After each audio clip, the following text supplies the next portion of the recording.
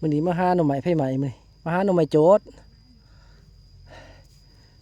บ่ได้ของง่ายๆเด้อหน่อไม้ไผไหม้เด้อนี่ดิ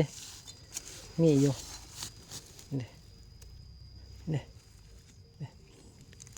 นี่เด้อเบิดใหญ่หน่อไม้นี่เด้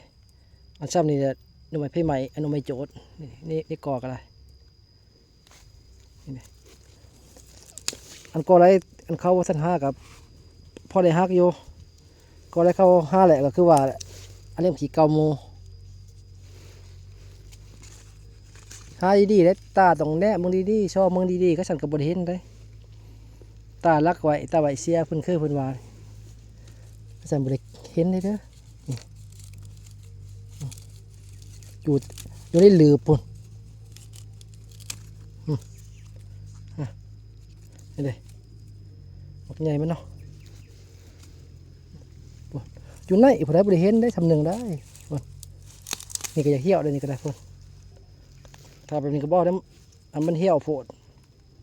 มันยาวหลายก็บ่แซ่บแกโอ้เปิดสิได้เป็นของง่ายนี่กอหนึ่งได้นี่นี่